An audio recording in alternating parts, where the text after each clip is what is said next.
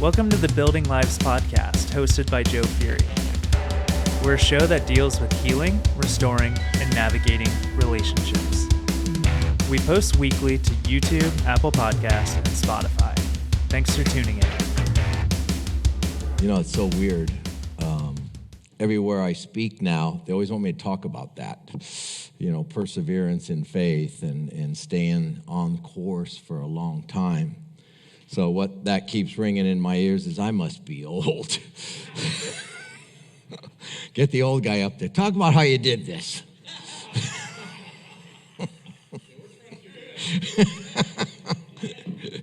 And this is the deal. Perseverance is another name for faith in the long haul. And perseverance is the character trait of success. They've done study after study after study of what makes people successful in any endeavor in life. And it's the ability to persevere, which means to stay on task no matter what's going on. Doesn't mean we don't take rest. It doesn't mean we don't, have to deal with our own stuff, because we do. But you have an ability to endure, and it was in a number of scriptures that were shared today, that perseverance is the key to success. Perseverance doesn't mean just trudging along and hanging in there and life sucks and I just gotta suck it up till I can't do it no more. Perseverance is the ability to carry burdens, carry stuff, but yet still function well. It's the ability to deal with things so that you can function well. I was talking to someone recently about their marriage, and they were telling me about, how hard it is and how this and that, and she's that, and of course her side is he's that, and this is this. And I asked him, I said, let me ask you this. How much investment have you put into studying about marriage? What books have you read? What have you done to become students of marriage so that you can gain knowledge and you can do marriage better? How much involvement have you put into that? Oh, no, we've never read anything, really. We've never gone to anything. We've never, went to a counselor once. I didn't like him. We never went back. I said, well, have you tried another counselor that works for you? No. You know what? I don't really need that anyway. Well, how do you expect to be good at something if you're not a student of it? Name me one other area in life where you don't have to do any study on it and you're really good at it. I remember playing the drums. I always wanted to play the drums. And my dad bought me a snare when I was like 12, and there was a guy at the corner that taught drums, and he came for one lesson. And I never saw the guy again, never did a lesson, never did anything. And when I was 40, and my son was 12, and he wanted to play drums, I said, man, that's what I always wanted to do. But for something in my head, I was always locked up into not ever taking it myself. A lot of our childhood stuff, we still think childish ways. And a childish ways is, nobody got me drums when I was 12. Nobody put me into lessons. Nobody really invested in me in this arena. And so I took that into adulthood. I never invested in me. I could have afforded a drum kit, but it never dawned on me to invest in that to become a drummer. So I bought a first drum kit when I was 40 years old, and we invested in my son taking lessons and yada, yada, yada. And then I started drumming because I always wanted to drum. And I used to play in the worship band, and till they got real drummers. And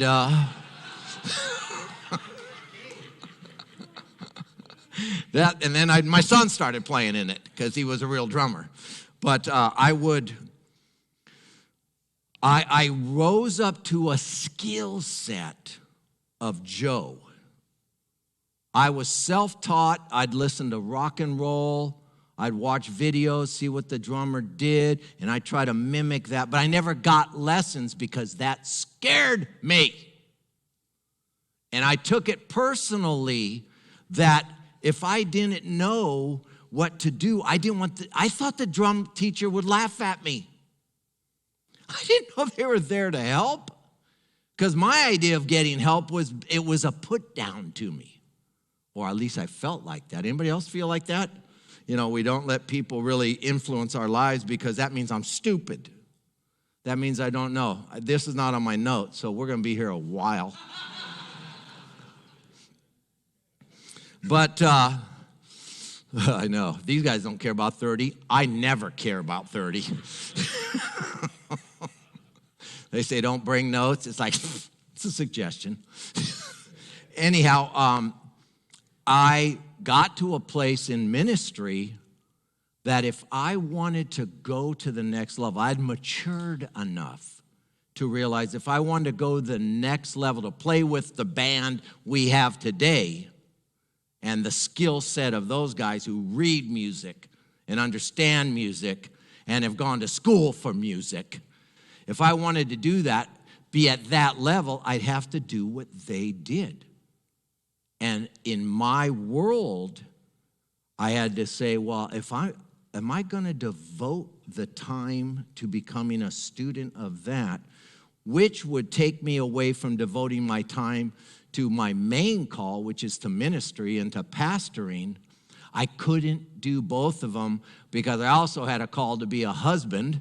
I also had a call to be a father. I had these other roles to play. And then I have to decide, where am I going to invest my energy? Because I can't invest it in everything. And neither can you. So to persevere in the long run, we have to say no to some things because we're choosing something else. And then I have to invest in that. That's how we become successful in the long haul. Anything you've been successful in, you've invested in. I became a dope fiend. I spent a lot of investment in that. Practiced unrelentingly. I could sit by a phone for hours patiently waiting for the calls. Kid, couldn't give them 3 minutes. Had to practice being present in my relationships. I had to learn how to listen. I had to invest in that. What is communication skills? How does that work? How profound has my childhood experiences affected my life? I don't know. I never look at them. I don't think they affect me at all when they're affecting everything in my life. I had to become a student of that. How did I get to where I am? How do you parent? I had examples of it, good, bad, and ugly.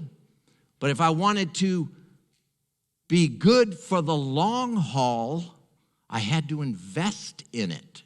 So what does that look like?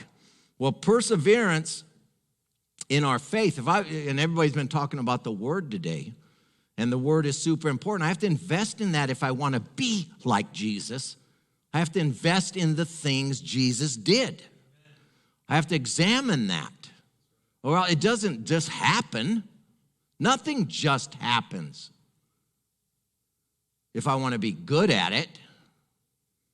So perseverance of faith is not a long race. It's not a long race. It's not like, wow, I sit here and I look at this long race.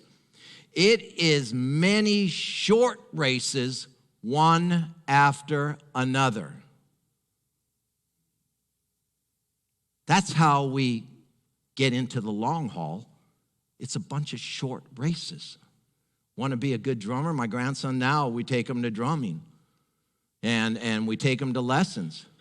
It's one lesson after another lesson, after another lesson, after another lesson after another lesson. Investing in short races. He's played for a year now. I've seen him in 2 different public performances. And I said, I can see he's getting better. I can see, I'm still better than him, but he's 12 and I'm 66. So I played a straight 10 years. But he already knows how to read a drum music sheet, how to hit the cymbal. Every cymbal has what you do with the kick, the snare, the tom, the small, it's all in there. So that is going to enable this boy to play any genre of music. Whew! Mind-blowing to me. I could never play anything like that. But that's what short races, one after the other, does. You guys following me? That's how we do it. We get better. Talk to people that have been divorced, and they want to get in another relationship. I ask them, well, what was your role in that marriage? What did you do well? How'd you fail this marriage? What was your part in this? What have you done to heal from that so you don't dump it on the next chick? And then if you're dating somebody, what is she doing? Where does she come from? If she's 50 years old, 40 years old, she's got a history. She's got history too. What has she done? Well, I don't know. She's got big boobs.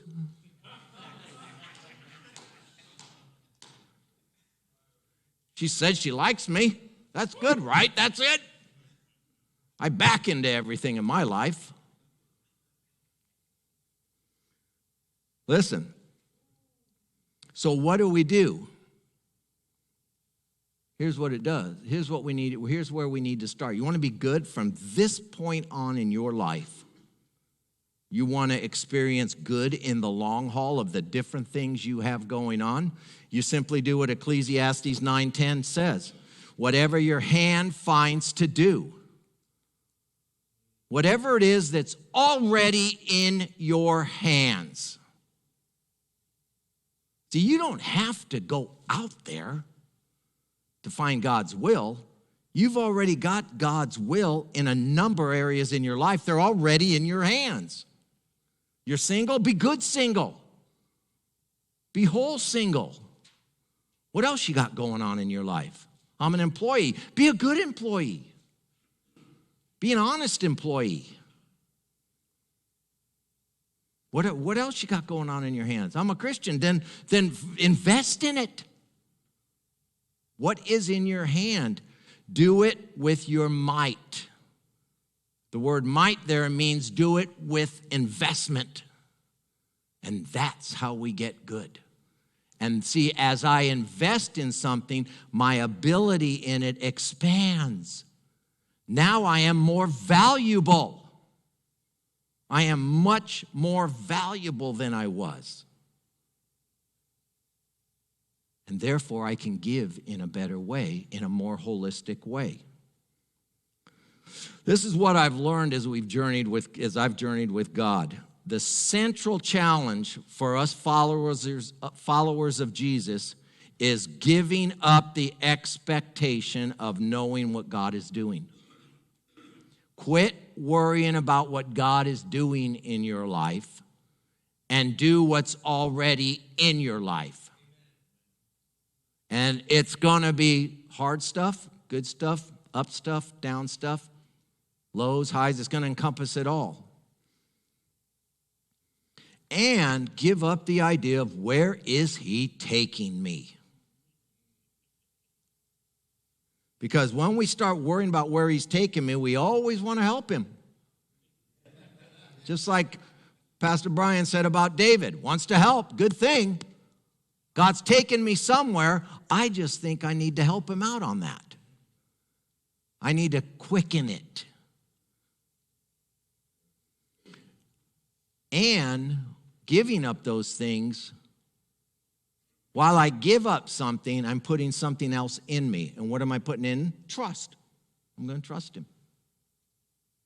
I'm going to trust him that he is taking me somewhere, and when I get there, he'll let me know. And while I am on that journey, I have work to do now. Now.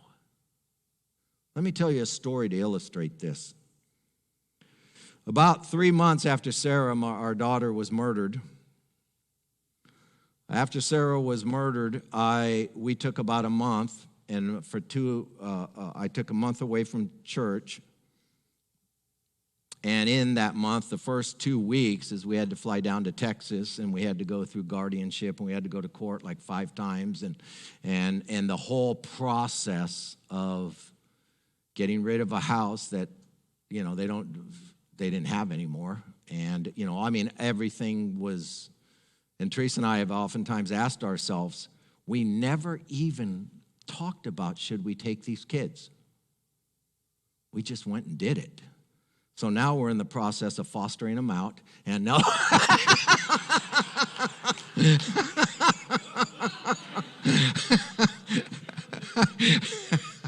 Just kidding.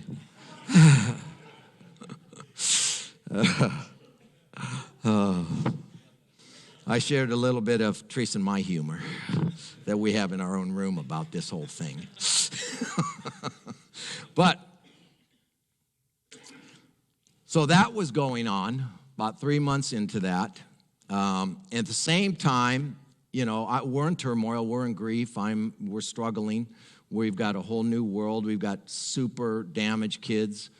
We got all this stuff going on. And along with that, there was issues going on at the church, and one of our church plants was a problem. And there was church issues going on. I'm grieving my daughter. I'm struggling with all those feelings. And we're dealing with the night terror of the 20-month-old who would wake up 3 times a night and would be inconsolable in night terrors. We couldn't even, he was like gone. And I come to find out as we invested into what's going on is that when a child cannot verbalize, they internalize, and then their body carries the trauma. And so their body screams, and he's screaming, and he's out of control, and we're going through this all the time. And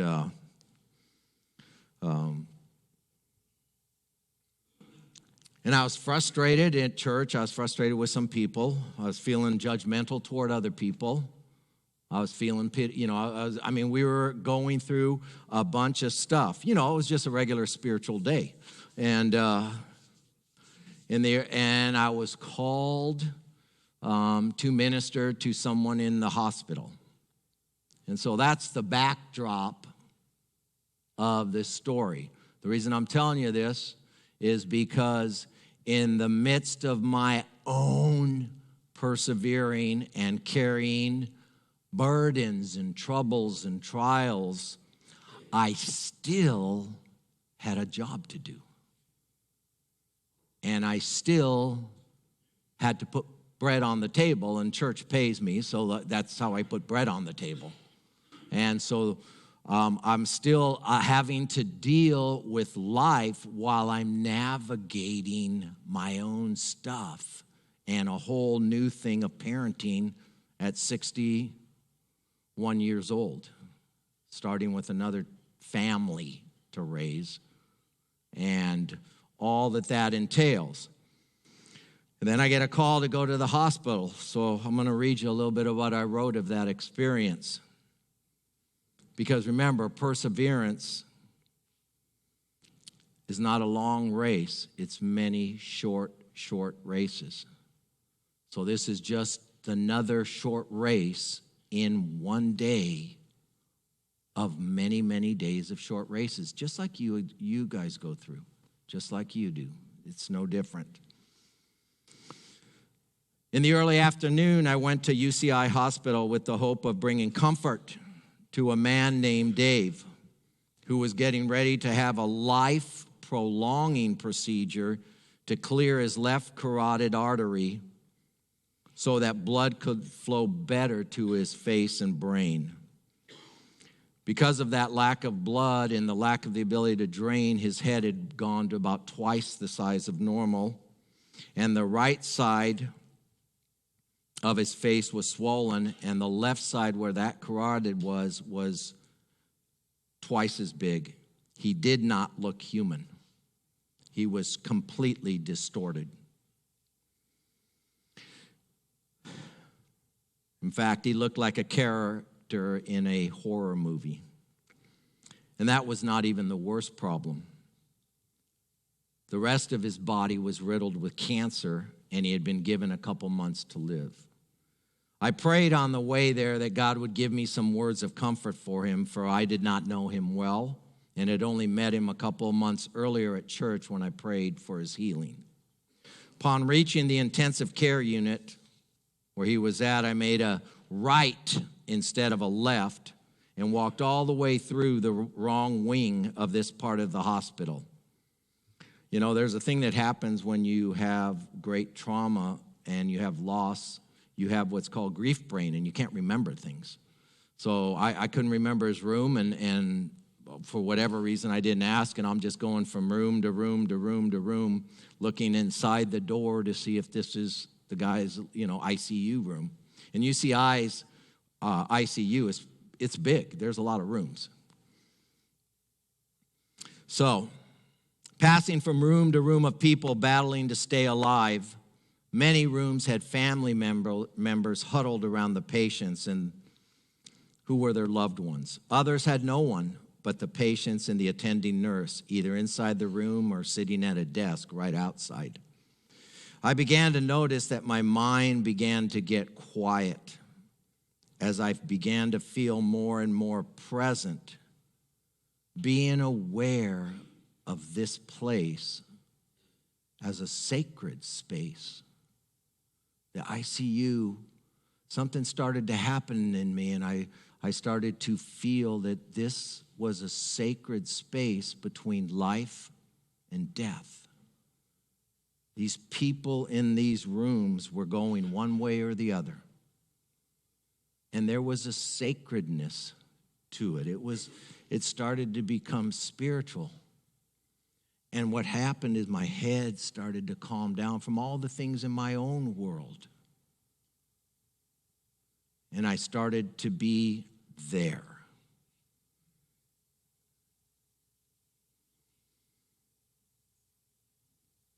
After being directed to the right section of the ICU, I entered his room, and it was crowded. Dave was surrounded by family. His mom, his dad, his sister, his nephew, his best friend, and his brother and a nurse were in the room, along with his two young sons, one 11 and one 9. The boys introduced themselves like little gentlemen and did not appear to grasp the magnitude of the situation. Everyone was scared and emotionally drained. It had already been a long 2-year battle.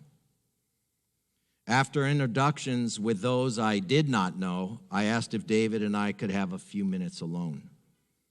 They obliged and went out to the hall.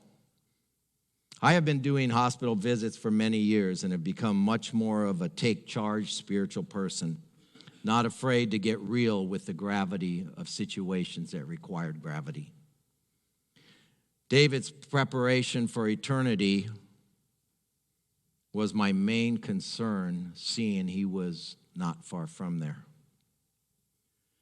Yet my heart broke inwardly when I saw his boys leave the room so we could talk. I was overwhelmed with sadness for these boys. I knew what they were heading towards: the death of their dad. Since they had attended our church, I made a note to myself: I must talk to these young children about their feelings, but not right now. It's about Dave. So I sat down in a chair, pulled up close to the bed he was sitting up on, and he swung around and he was facing me. He had a trach in his throat, so he could not speak, and he was communicating via a notepad. We shook hands, and we looked at each other eyes to eyes, because one of his eyes left one was swollen shut. I asked him if he was ready to see Jesus. He shook his head no and started writing on the pad. And when he was done, he handed this pad to me. He wrote, and I can still see it clearly in my mind like a photograph. He said, I am a widower, and I have 2 sons, one 11 and one 9, and I worry about them. He wrote, I have known the Holy Spirit and Jesus since I was a boy, but I am worried about being forgiven for my past sins. I don't know 100% if I'm going to heaven. I looked up at him, and there was nothing else in this world that concerned me or him at that moment. You want to develop perseverance, you do it in short races, and you do it a day at a time. See, if you stay in the journey, God can use you on any day beyond your stuff that you're dealing with. And that's the key for longevity, is you suit up and you show up day to day. Doesn't mean you don't take times to be restored and work on your stuff, but you also don't check out. Check in.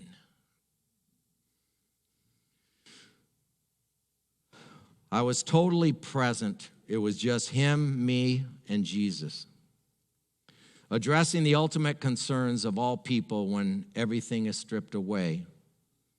So I knew we were going to address what I've addressed with many people as they get ready to pass, because all the other stuff fades away when you know you're moving in that direction. For a lot of us, when we're young, death is a theory. Unless you've experienced it young in different ways, and you know it ain't a theory, and that can mess with you too. But I knew sitting there looking at him with all the gadgets on him, he's in a world that unless God does some kind of mighty miracle, he's got a short time to live.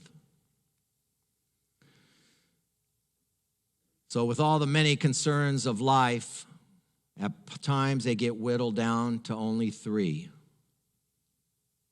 Those we love who will be left behind, God and eternity.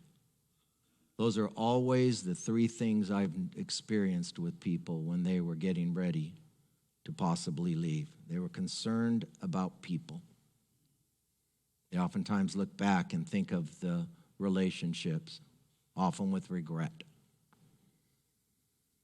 They think about God and what's it look like in the future. What does all that mean?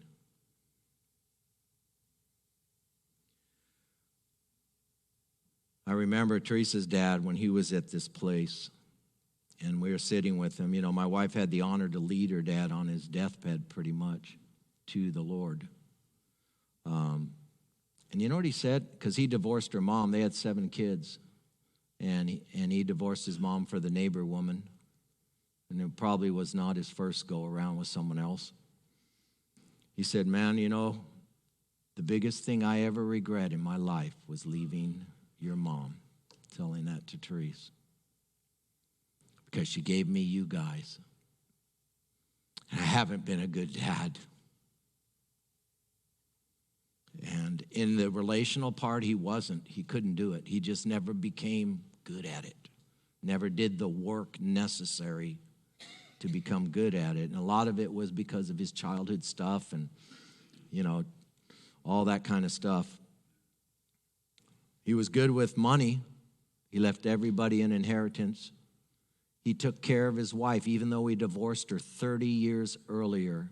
He always paid her alimony way beyond the years that he was supposed to. He took care of his ex-wife because she gave him 7 children. And in that, I honor him.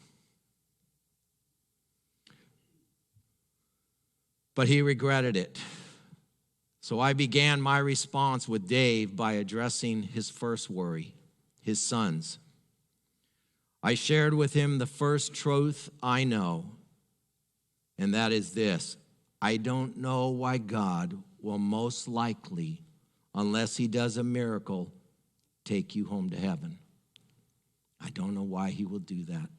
I'm going to pray for a miracle.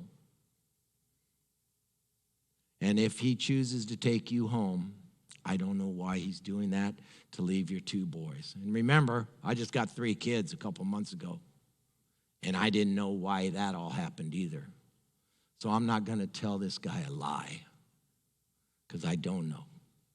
I don't know what God does, why he does it all the time. I have no idea. He's God. He's sovereign. He gets to call the shots.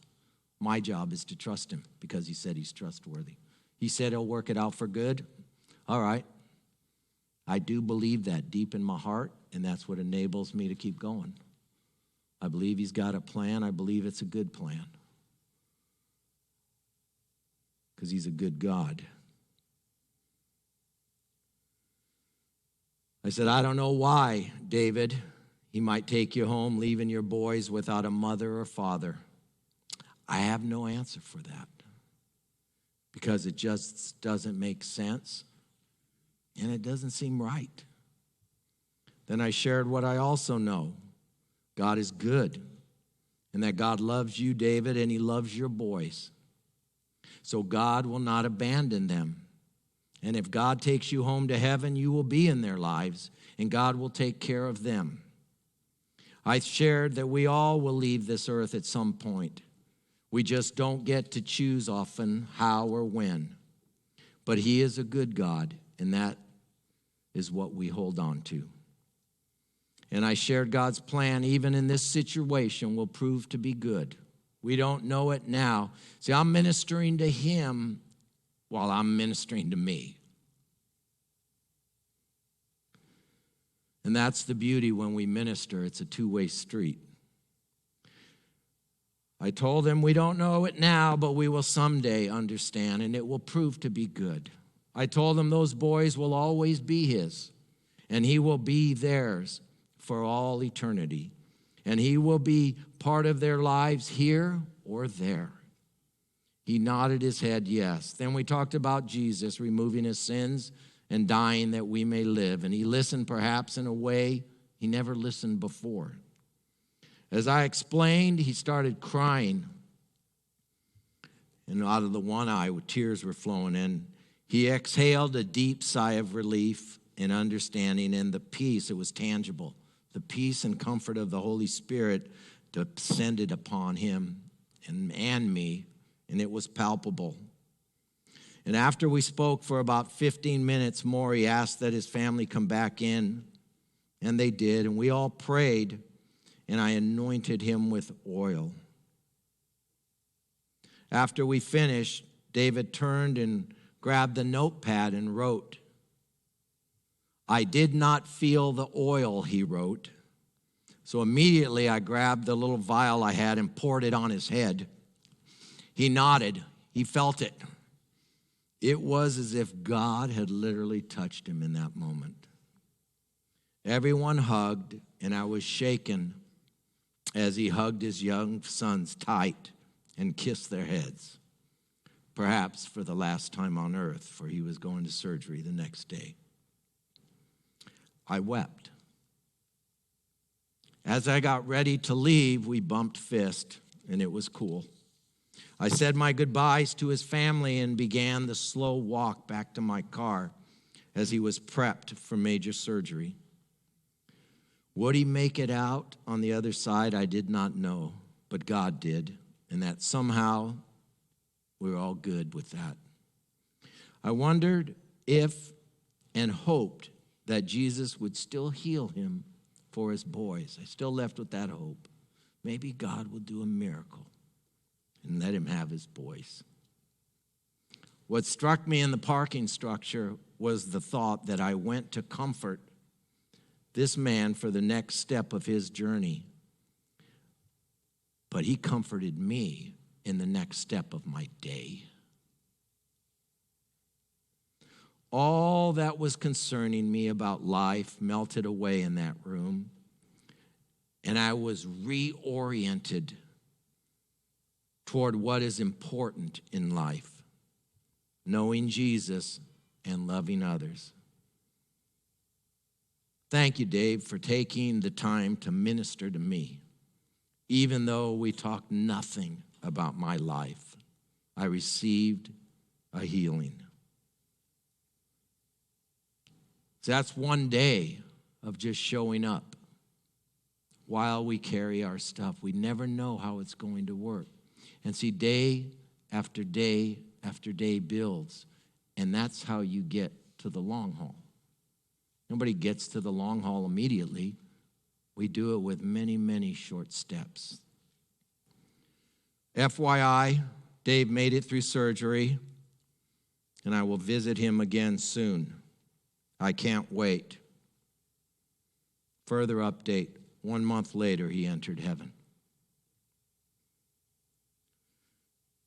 Perseverance or faith in the long haul allows me and allows you to walk down our own paths and still be able to help others.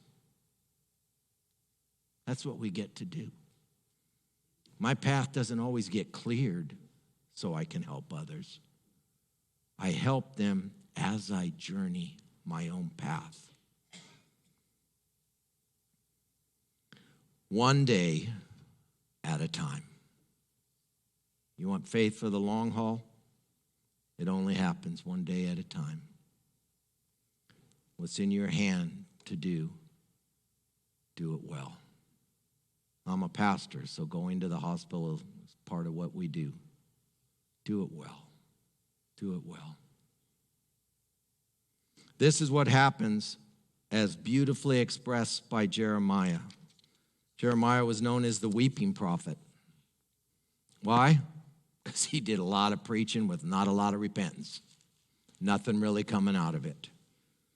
But he was told this by God in Jeremiah 17:7. But blessed are those who trust in the Lord and have made the Lord their hope and confidence. Not everything else.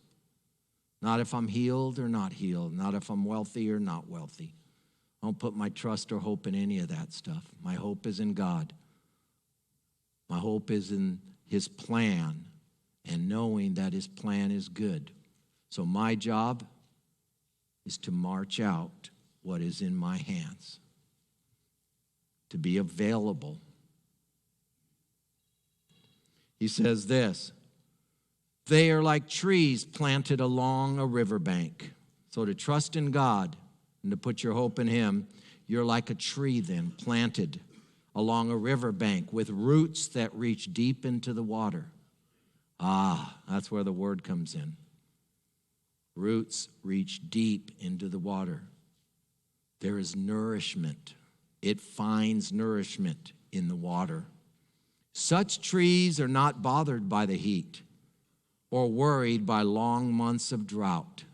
No matter what season, another version says the seasons, they are not tossed to and fro by the seasons. Doesn't mean they don't endure the seasons.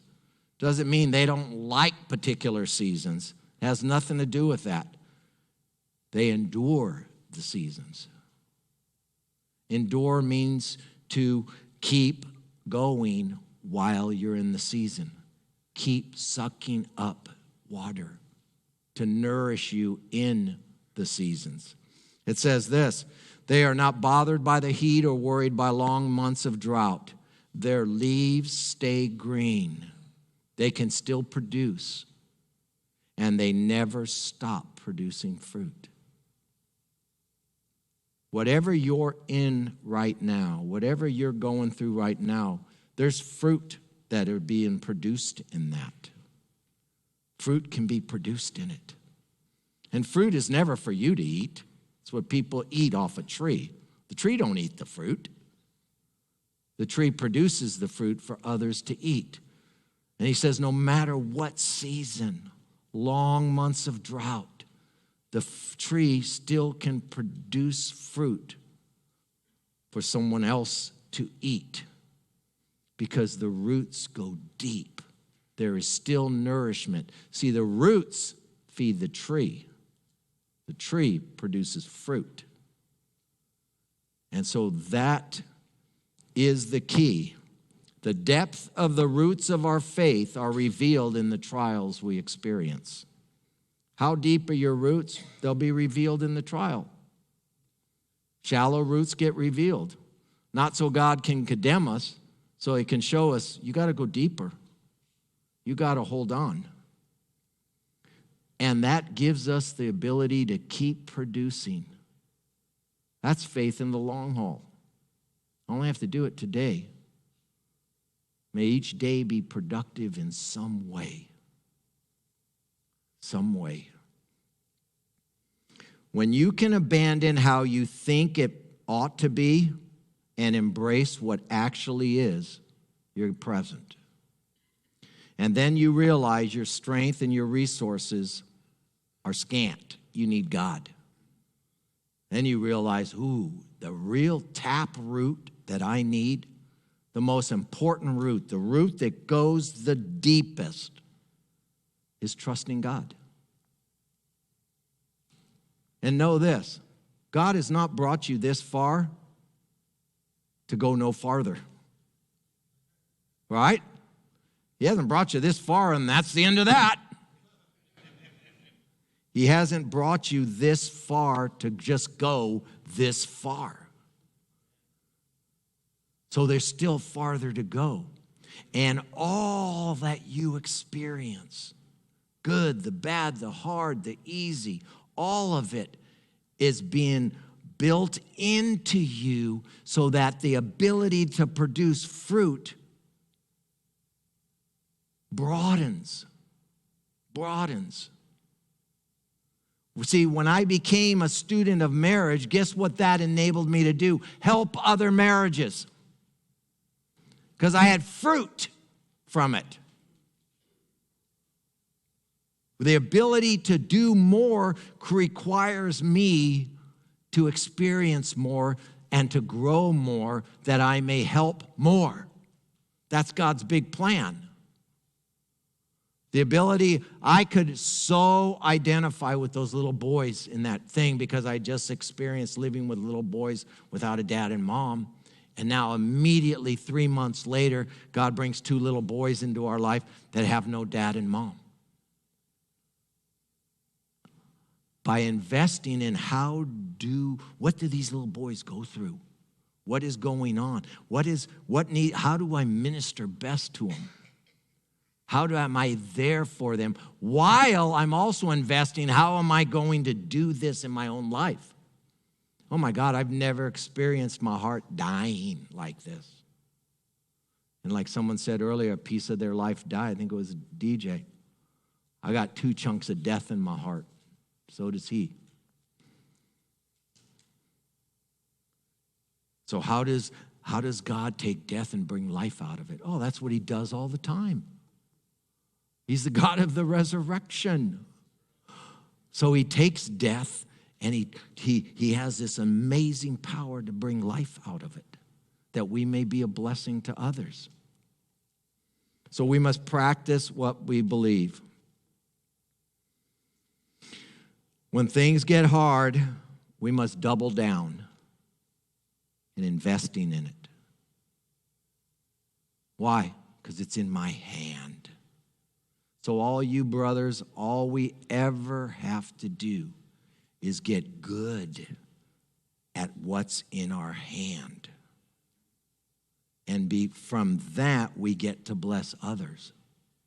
And then I get to also deal with the things in my life. Because why? That's in my hand too. That's in my hand. So listen, man. Whatever's in your hand right now, and you don't know what to do, invest in it. Find out what to do. As I always share with people, you're not the first one blazing any trail. You know, that old saying, nobody knows the trouble I've seen. That's a lie. Plenty of people have. You're not blazing any trail. You're on a well-worn path. Find out who's navigated that before. Who's done that? And I've told you guys before, we've learned that there's groups out there called Parents of Murdered Children. Never knew there was such a thing. Their literature has helped us. Why? Because all them people feel the same. And some of them have had much greater distances from that murder to where they're at now. And their journey, I can learn from their journey. But I have to do the investing myself. How does it affect my wife? How has it changed our relationship? What has it revealed about my process of loss?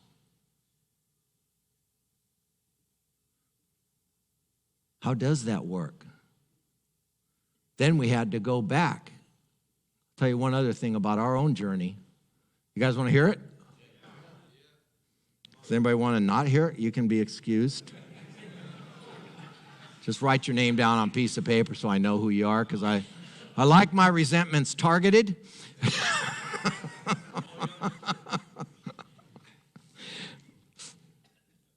What it also brought up in me and my wife is, I've had other losses in my life.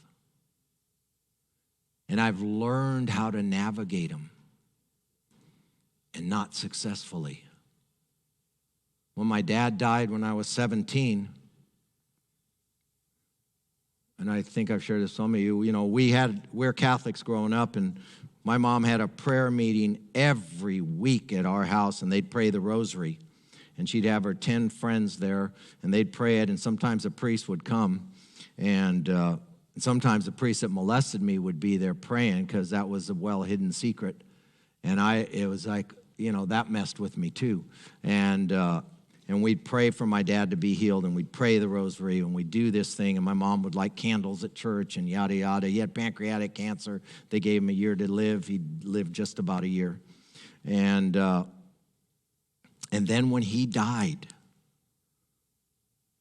it was like we closed the book and we never talked about it again. Ever. Ever. 8 kids never shared anything about it. So what did I learn? I learned you just push the stuff aside and you keep going. I learned that with being molested. I learned that in a lot of ways. So when my son died, my initial response is we just move away from that. We move away from that, but I couldn't. Because losing your parents, one thing. Losing your child's a whole nother world. And that pain was so deep. And Therese, my wife, learned her own lessons on dealing with loss, which was very similar. Push it away, don't talk about it. So you got 2 people who 7 years earlier than my daughter and my son had died, that our way of dealing with steep pain is to go into your own room and deal with it away from each other. You go and you find your own comfort. You go away. You don't move towards people for comfort because they ain't there for you. You move away from people. So how do you do marriage? Because I wanted to do it good, and we did have a good marriage. How do we do it when both of our perspectives on great loss is to separate out and suffer in silence, and then try not to suffer at all? But when it was up close and personal, it affected our relationship. And when she would cry, and she cried every day, I would just want to move away from her and go like, she's really hurting. Let her be. She's really hurting. I didn't know how to comfort her. I knew how to get away because that's what we did. And so what did I have to do? I had to invest in it. I'd been with Jesus. The taproot had been deep enough that I don't know what you're doing. I don't get it all, but I have learned through my journey with God, and this was a new day and a new thing to deal with. It's like, okay, I got to invest in what's grieving all about. What is this thing called grieving? How do you grieve? What's the right way to grieve? When is it over grieving? When does it end? and all these things, and we started to learn. We learned our grieving style, what we learned growing up about loss and grief, how we internalize that, how we did that. And in the midst of this, we got together with all my brothers and sisters and sat around a table one day, 40 years later, after my dad's death. And I sat around the table and said, well, how did Dad's death affect you, Bill? My closest brother in age, 6 years younger. I'm 17, so he's 11. How did it affect you? The youngest was 5 at the time. There were 8 kids in our family, and all of them were at home. How did it affect you, Rosie, who was 4 years old? What do you remember? She didn't hardly even remember Dad. I grew up with him. And we shared for the first time how we navigated, because every one of us was an island in themselves. And so I say all that because every day brings what every day brings. But if you invest in it now, today, I speak to people all across the country that lose kids and have murdered kids and all that other stuff, and I can help them navigate, and I can hear the way they're grieving, and now my ability to expand the fruit, I can give them something to eat. I can't take it away, but I can give them something to eat to help nourish them from God's word, from what I've learned, all the different things that can help bring a little bit of comfort to them, a little bit of understanding. I can cry with them. I can grieve with them. I understand things, and that's one of the things we learn in the long haul as we journey with God and we start to look back at aspects of our life. We go, oh, that's where I learned this wonderful lesson. That wasn't wonderful at the time. It was brutally hard. That's how I learned. Why do people, and that started way back in the day after I got saved, way back in my beginning journey, is why do people go to drugs? How come so many people go to drugs? What is going on with that? What sets up a young kid to find peace and solace at 12 years old with a needle? How does someone what does that? And that's what enabled me to learn all this other stuff, because Teresa and I invested in it. What does that do? And now there's fruit from that. And that's how it happens all the way through life. So what God, he doesn't just take us this far. This is your key word, and we'll close here. He doesn't take you. You haven't come this far to just go this far. You haven't. You've gone this far that you may go farther, except better equipped. So you will learn backward stuff and you will learn forward stuff. And in the midst of that, you get to minister. I told you a story about one guy on one day in a hospital visit. In the midst of my own journey, I was able to give him some fruit that I had, that God had put into me, that his word had become deep enough in my life, that in the storm, I at least know this: I don't have to move. I just have to deal. So you want faith for the long haul? Do what's in your hand today, and do it well. Amen? Thanks for tuning in to Building Lives with Joe Fury. We're a weekly podcast dealing with healing, restoring, and navigating relationships. If you have any questions, please reach out to us at joe.fury@hisplace.com. Thanks for tuning in.